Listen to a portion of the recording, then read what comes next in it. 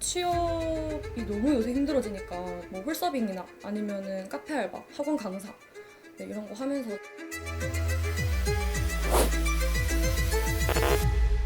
숫자만 좋아지고 있는 것이 청년의 고용 상태가 개선되고 있는 것이다라고 해석하기는 어렵잖아요.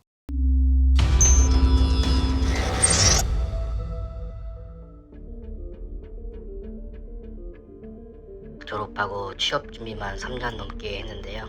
이 나이쯤이면 괜찮은 직장에 다닐 줄 알았는데 현실은 그냥 카페에서 알바를 하면서 취업 준비 중이에요. 언제 정규직으로 합격할 수 있을지 모르니까 저만 그런 게 아니라 주변에도 이런 친구들이 정말 많거든요. 어른들은 좀 눈높이를 낮추라고도 하는데 중소기업 들어가면 막봉이고 대기업으로도 이직하기도 어렵고 어머니 아버지 세대는 뭐 대학 내에 놀아서도 대기업 취업이 쉽다고 하는데 저는 학점관리도 빡세게 하고 각종 자격증도 따고 인턴도 여러 번 했는데 이 나이 되도록 안정적인 사무직으로도 일할 수 없다는 게 너무 억울해요. 그렇다고 아무데나 가자니 앞날이 걱정되는데 괜찮은 회사에 정규직으로 합격할 때까지 계속 이렇게 사는 게 맞는 걸까요? 맞는 걸까요? 맞는 게 아니라고 생각이 됩니다.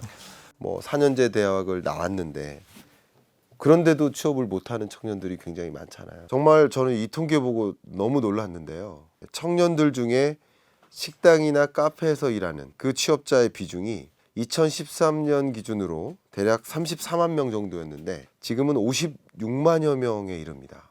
재밌는 것은 이 기간 동안 청년 인구가 줄어들고 있는데 이 카페나 식당에서 일하고 있는 청년의 수가 드라마틱하게 늘고 있다.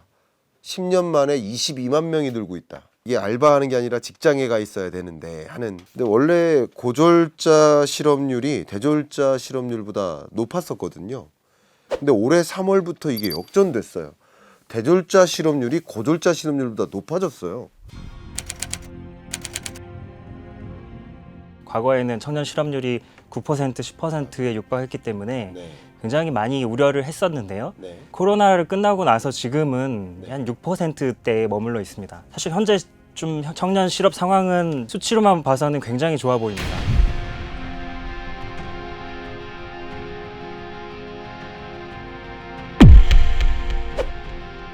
주 36시간 미만 단기 일자리가 131만 3천 명 늘어난 반면 36시간 이상 풀타임 일자리는 100만 명 줄었습니다. 청년 실업률이 떨어진다. 아니면 청년 고용률이 올라간다. 이게 그렇게 중요한 게 아니라는 거죠. 왜냐하면 원하는 일자리가 없기 때문에 차선책으로서 시간제 일자리를 중심으로 취업자가 늘어나는 구조라고 한다면 숫자만 좋아지고 있는 것이 정말 이 청년의 고용 상태가 개선되고 있는 것이다라고 해석하기는 어렵잖아요. 맞습니다. 네. 사실 좀 불안정한 일자리잖아요. 취업했다고 하더라도 그 일자리의 질 자체는 그렇게 개선되지는 못했다. 첫 취업까지 3년 넘게 걸렸다는 청년들이 이 통계청 조사에 따르면 32만 명 네. 정도가 되고요. 선호하는 일자리에 갈 때까지 오랜 구직 기간을 갖는 것을 볼 수가 있습니다. 3년도 사실 너무 긴 거 아닌가요?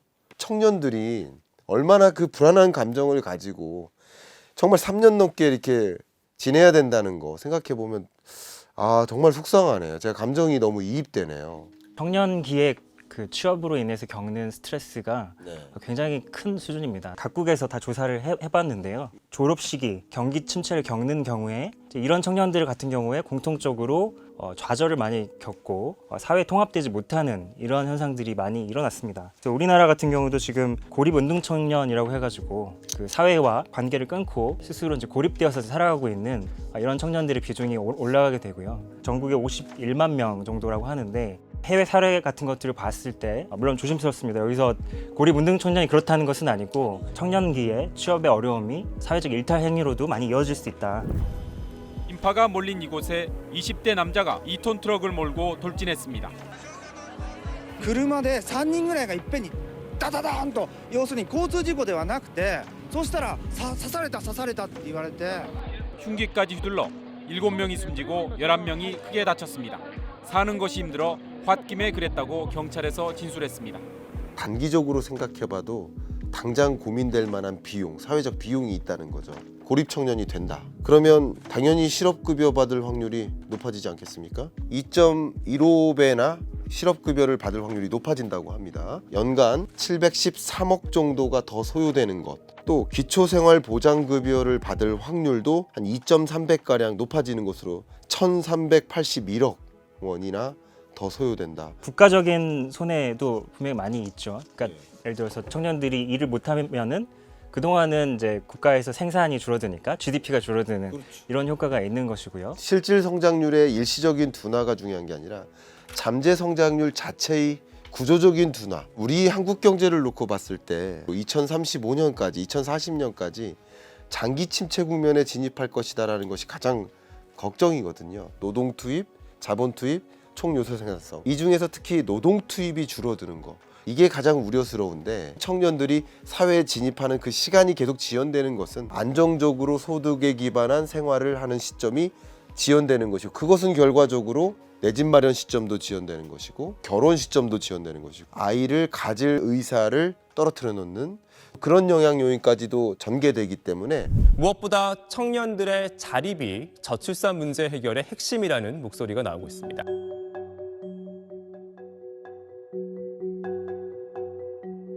취업 연령도 높아져 자립하는 나이도 늦어진 겁니다.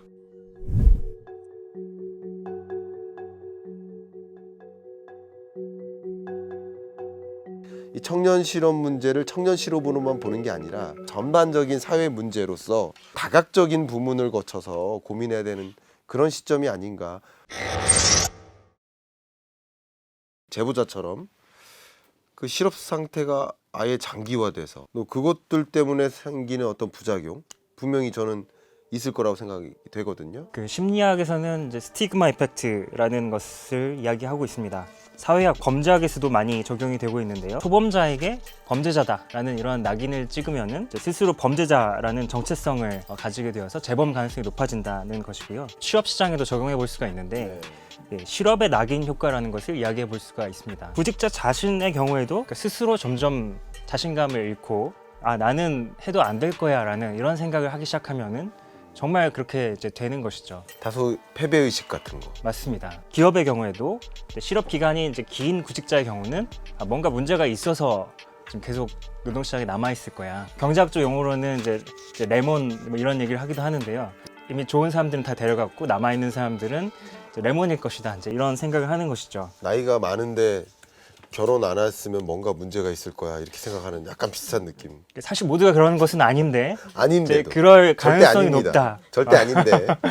그런데 오히려 장기 실업자야 이런 종류의 낙인이 찍혀버려서 취업이 더 어려워지는 그런 악순환의 고리에 빠져 있는 게 아닌가 저는 분석하거든요. 이제 실업의 이력 현상이라고도 이제 설명을 합니다. 실업이 장기화될수록 이 인생 후반부에 가서도 더 실업 확률이 높아지는 것들이 분석이 되고 있습니다. 특히 제졸자의 경우에 취업이 1년 정도 늦어지면은 향후 10년 동안 임금이 연평균 4에서 8% 정도 낮아지는 이런 현상이 발견이 됐습니다. 첫 직장의 규모가 큰 경우에 예를 들어서 100인 이상 기업체에 근무하는 경우에는 초기 임금이 높고 또 그것이 향후 10년 이상 계속 지속이 되는 것이 관찰이 되고요. 비정규직으로 입직한 경우에도 마찬가지가 관찰이 됩니다.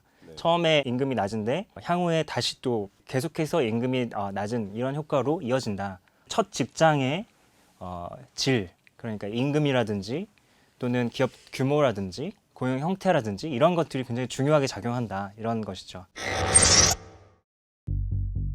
부인난에 허덕이는 지역, 지방의 중소기업들 비일자리가 21만 개 이상 됩니다.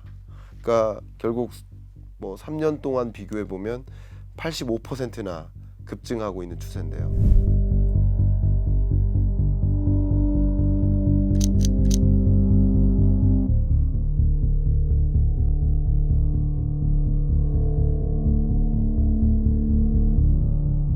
(12달) 항시 채용 구조예요. 그러니까 항상 그 모집 붙여놓고 하지만 사실 지원하는 분들이 없고 그러다 보니까 이제 계속 악순환이죠.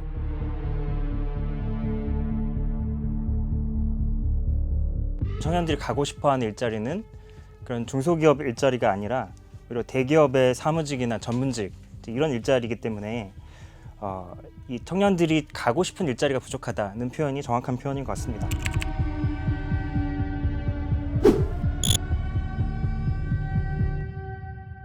계약직의 형태로 몇 개월간 일하다가 그 다음 내가 원하는 그 목표를 향해 또 도전하는 게 바람직한 게 아닌가 이런 생각을 좀 해보거든요. 뭐 눈높이가 너무 높다. 이제 이런 당연히 이야기가 많이 나올 수가 있는데 사실 우리나라 청년들이 정말 눈높이가 높은가에 대해서는 좀 의문이 있습니다. 대졸자의 예를 들어서 하향 취업 비중 같은 것들을 살펴보면은 30% 이상으로 나오는데요. 이미 눈을 많이 낮춰서 취업을 했다고도 볼 수가 있습니다. 네. 디딤돌을 삼아서 더 올라갈 수 있는 것이냐, 함정으로 이제 기능하는 것이냐 이런 논의들이 계속 이어져 왔는데요. 그러면 그렇게 하향 취업한 청년들이 나중에는 본인 학력이나 스펙에 맞는 일자리로 갔을지 대부분 그렇지 않습니다. 대부분 그 자리에 머물러 있는 것이 보통이고요. 안타깝게도 우리나라에서는 좀 함정의 가능성이 높다. 물론 이것이 모든 사람한테 그렇다는 것은 절대 아니고 차라리 좀 더 오래 기다리면서 더 좋은 일자리로 가려는 이런 선택을 하게 되는 것이죠.